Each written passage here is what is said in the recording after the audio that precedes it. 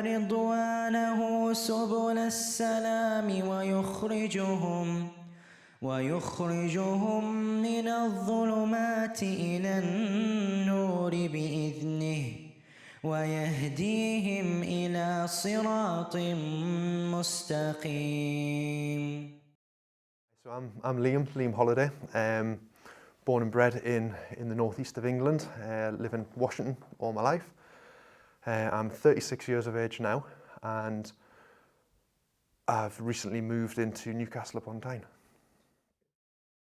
Yeah, so family structure for me has been what you would class as a normal northeast England sort of upbringing. Mum and dad, brother and me, so the four of us have always lived together. Still a strong knit family. I've moved out from the family home, my brother's moved out of the family home. My dad, he has always been a Catholic. My mum, she's always been Protestant. I think that was probably one of the reasons why religion's never been pushed heavily upon us, but I was christened. I believe during growing up of the early age, I was a Christian. There was no other way of looking at it. My dad definitely was a Catholic. My mum was Protestant. I was Catholic at that point in time of growing up.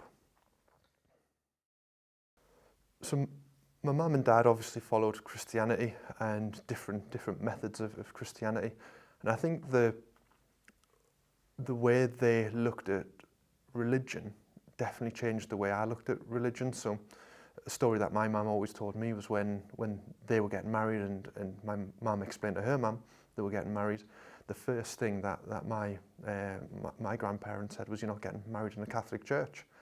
And I think from that moment, I think my mum and dad realised there's no way that we're going to put that much pressure on our children of what they're going to do and believe in. So although my mum and dad still have their beliefs, they've never made me go to church, they've never made me practice in the way you would think was a strict Christian. Yes, I was christened. Yes, that was the normal thing to do, kind of thing. Has it lost its reasons going through the generations? Perhaps, or people just doing it because they want to get their kids into a certain school. Who knows the real reasons why people are doing it, but certainly at the time of growing up, I was Christian, and my parents were, if you want to follow it, you're more than welcome to. If you don't, we're not going to really challenge you on it, but we're not going to question you why you're not doing it either. So the reason that I think my parents genuinely believe in religion is because they believe in the afterlife. They believe there's something out there which is more than what we are on earth today.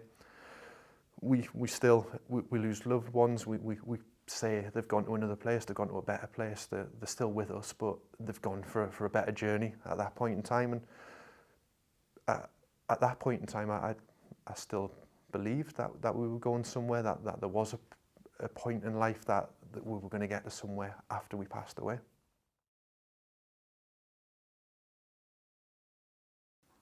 Religion was always there. You were taught it in school. You had Christmas, you had Easters, you had all of that.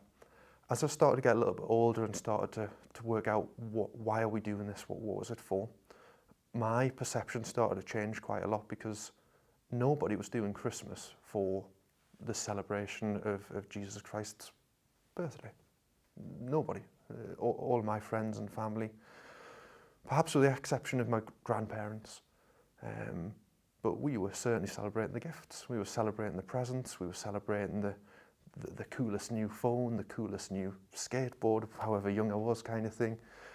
It certainly wasn't, let's go to church and let's pray and let's celebrate the life of the God or the prophet or whoever Christianity was believing in at that point in time. So I think watching that get diluted over the years made me dilute my belief. Christianity's not for me. I'd probably become a non-believer at that point in time. It was like, well, everybody's doing it for the gimmick. Everyone's doing it for the merchandise, Easter. Who does that right in my clique of people? Well, nobody.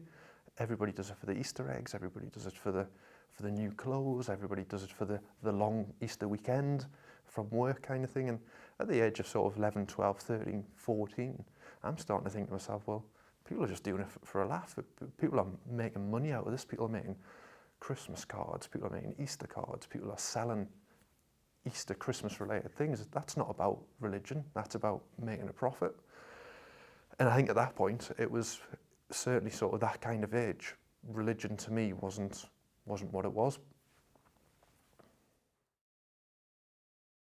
So starting to grow up, getting to the age of sort of 14, 15, 16, I didn't really have a religion at all. I didn't care about looking into any other religions. And it was probably when I got a lot older, I was probably talking maybe mid-20s, when the media was so big and so pushy towards and negative towards Islam and Muslims. And everything that was bad in the world, it was a terrorist act because of a Muslim, terrorist attack because of somebody who followed Islam. And at that point in time, I didn't turn and follow the media and say, I don't like Muslim, I don't like somebody who follows a different religion. I questioned, why would somebody follow this kind of religion? And deep down, I couldn't believe that there's a religion out there that said, go out and do these bad crimes, go out and jump on a plane and crash it into a building. I couldn't believe that people would be taught to do that. And I thought, at the time, I think there was maybe 1.2 billion people who followed Islam at the time. And I was like, there's no way, if all of these people wanted to go and bomb a building or do something, the world would be a disaster. There's too many people following a particular set of guidelines to destroy us. And it was that which really made me think, well, I'm going to find out what this is all about. Why is the media so against it? Why have so many people following it? And I think it was through that period of my time that it became quickly apparent that in the Quran, it mentions nothing of what the media think or want you to think that it does. And that was a huge eye-opener for me. That made me dislike the media even more. You know what I mean? It's pure lies, it's pure storytelling, and it's pure what is going to get a headline, and which just isn't right in my eyes. And that drove me more and more. That made me want to learn more about this religion. Why on earth is there so many people so strongly believed, still go to mosque, still believe in it, even though if you're of a certain colour skin, going onto a plane, you're going to get searched even more. Why would you still say, I am Muslim? And I think it was that belief of all these other people that didn't allow the media and didn't allow this small minority. It has to be a small minority, because if it was any bigger, the world would be over. So the small minority of people who were taking the religion, twisting it, doing it wrong. And I felt for those people. I felt sorry for them at first. It was like, well, how can they do it? But then also I realised how strong they are, and their belief must be so strong, and the reason for belief must be overpowering. And it was at that time that I really started my research and really understood what Islam was all about. To find my research and to learn about Islam, the age I am, internet was everywhere. People didn't really go out and ask questions. You just went to Google, and YouTube was my source of information. It was great. It told me some really good, interesting things. Of course, there's negative things out there, and I watched both. The negative ones, I wanted to find out why they were saying that, what part. And quite often they were taking a single sentence of the Quran, or they were taking a single action that somebody did, and they weren't looking at the bigger picture. So when you research into that element a little bit further, the Quran's all about being nice to one another. It's all about loving one another. It's all about treating each other equal, to the point where the media leads you to believe that women should be treated differently to men. Men are the superior. Women are not to be thought about, not to be spoken to. They should be beat. They should be left to their own devices, kind of thing. They shouldn't work. But reading and doing the research into the Quran mentions man and woman exactly the same amount of times. It says to treat women as equal, teach women equal, teach men the same. A man should teach a woman. If a woman knows something, they should teach a man. And for me, understanding, realising that the Quran was written in such a way, how on earth can the media twist that? It's because they don't look at it fully. What the media portray is culture. It's not the religion. And that's where I started realising that there's going to be lots of Christians, but because you live in Newcastle, you might be a Christian slightly different to somebody who lives in America, for example, and that's because you brought up. You have a different colour skin because of where you live, the pigmentation in your skin, the sun that you're exposed to, the food that you eat changes the way you look, the way you feel. There's so many different things that isn't religious. It's just about where you are in the world, and that's what it does. So for me, that research really hit home that, look, this is an equal religion, this is a loving religion, this is a make yourself a better person religion. And the bit which really hit home about the man and woman was, how on earth could the media make you believe that a person wrote this and write exactly the same over hundreds of pages of documentation, write exactly the same. They didn't have spell check, they didn't have a computer. A human couldn't have wrote that in such a way that the media would expect you to believe that it was a fake sort of man-made book. So I think knowing that the Quran's telling us to be equal, I think that was the big moment for me which really hit home that this is more than just a speculative religion. My research in Islam started in 2015, and that was the point where I thought there was something more. Media was forcing me to look at a particular religion, and it took me a year of real research, and it wasn't just every now and then, it was every day. I was looking, new video, following different people, following different places, and following different things. It was all just online. It was all one way. It wasn't me talking to anybody. It was all just information from different people, and I quickly learned some people were trustworthy, some people had an agenda on their YouTube channel, and some people were genuinely telling it how it was. And I think it was that mix of different opinions which really helped me get to where I was in believing that actually there is something more to this. So after a year of doing that research, I decided, you know what, I believe in this. I believe in the core values of the faith. I believe in the rights of doing this. I believe that there is something after life, but after reading and doing all this research, I now believe the reason I'm doing it for is for Allah, and He is the creator of everything. And if I follow the rules and the guidelines and the steps which He's put out before us, then that is the reason why I'm doing this. So at that point, so 2016, I said the Shahada, said it, learned it. It was actually an Australian guy on a YouTube channel. He was an imam, in my opinion. He could have been anybody, but from the YouTube channel, he was an imam. He said, this is how you do the Shahada. I recited it following him doing that on the YouTube channel. And at that point in time, I'm Islam, I'm Muslim, I'm following the faith. I'm doing everything, in my opinion. At that point in time, I began praying at that point in time. I began doing Ramadan at that point in time as well. But again, it was all just myself. I wasn't going with anybody, and I still continue to learn. I still continue to watch YouTube videos, and I was probably another year into that process, so 2017. And I come across a video that I hadn't seen before on YouTube, which there wasn't many at that point in time because I genuinely was watching a lot online. And this one video was somebody similar to me. He hadn't reverted. He wasn't actually a Muslim, but he had seen negative media. He had seen negative information, and he decided, same as what I did, decided, well, why are so many people following this? Why are people going to mosques and so on? And he wanted to go into mosques to see where was the terrorist class, where was the badness, where was the evil stuff going on. He went in to, I can't remember how many mosques, but 3-4 different mosques, and in each one, every time he went in, it was quiet. There was a couple of brothers in there, and every time they said Assalamu alaikum, every time. Shook his hand, welcomed him in, and he said, I've never been here before, I've got a secret camera on. They don't know who I am, but they're saying hello to me. Okay, I'll just wait, maybe I'll see where the classroom is in a second. And every time people were just reading what they wanted to read, people were praying, people were learning, people were being nice to one another.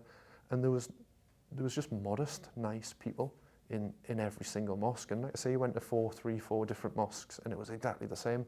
And he done it just to prove the media were wrong. He wanted to go and do his own media research. And it was that video that made me pluck up the courage to reach out to a mosque. I didn't have enough courage to go into a mosque myself at that point in time, but again, reached out over Facebook of all things to Newcastle Central Mosque and said, look, I'm a revert, I'm from Newcastle, lived here all my life, but a year ago I've decided I am following Islam and I want to do more. What can I do? And I spoke to Imam Abdul Basit, and he invited me down to the mosque. We had a chat before we went into the mosque, and I said my shahada with him because I said, look, I don't know if I've said it right. And he talked me through. I wanted to understand my core beliefs, wanted to understand why I was doing this, wanted to understand how I'd get into where I did. So I just explained all of that to him. We said the shahada. Next thing, he's rushing me down down the corridor, down towards the mosque, and I didn't really know what was going on. He's like, it's Maghrib time. We've got to get down. I'm actually doing Maghrib prayer, and I'm like, oh, right, okay. So I just followed, and the next thing, I'm at the front of the mosque, shoulder to shoulder with a whole load of other brothers who are all saying Assalamu alaikum, all welcome me in, never seen me before, and there was maybe 30, 40 people in the mosque that day, and there was people of all skin colour, which was a big eye-opener to me. Again, media have done a good presence on you. You think you're going to be brown-skinned to be Muslim. It's absolutely not the truth. Skin colour doesn't come into it. It's your belief. It is what we are. We've been created all equal. It's different factors that have caused different cultures, different skin colours, different sizes, different weights, different hair colour. It's all that which has changed. It's not the inner belief. You can go to Australia and follow Islam. You can go to America, follow Islam. You can go to a country in the middle of nowhere where they only see 5 people a year and you follow Islam. It should all be exactly the same, no matter where you go, no matter what colour skin you are, no matter what accent or language you use, it should be the same. So the Imam at Newcastle taking me into Newcastle Mosque was great, and one of the first few people who spoke to me was a white Geordie, a guy from Newcastle, come over, Assalamu alaikum brother, welcome, shook my hand, and it was great just hearing an accent that was the same as my accent, skin colour the same skin colour as mine, and every person in that room, in that mosque was welcoming me, and I prayed for the first time with people, and that again was a big changer. So moving on from that point, the brother who I met, he invited me along to the classes, the new Muslim classes with the IDC, and it was there that my learning accelerated. I went along to the classes, another year of classes, but this year was completely different to the online YouTube learning that I was doing. I learned a lot more in such a short space of time. We were doing one class for an hour a week, and it wasn't a case of getting preached to, it was a case of open forum. It was, this is the class, this is what we're going to teach you today, but we're going to talk about it, we're going to see why do we think it's like this, we're going to prove the chain of truth, we're going to prove that this is why we believe this is why it's come about in a certain way. And it was great because there was people who'd been studying the belief for shorter than me, longer than me, and we've all got different views. But again, having the experience from the IDC leaders and the new Muslim revert leaders, it was great to have their full years of knowledge and pass that experience and ask questions and not feel silly about asking the question either. YouTube, you wouldn't, personally, I wouldn't put a comment on YouTube. I just accept what they're saying and find another video. Whereas in this forum, it was so much better.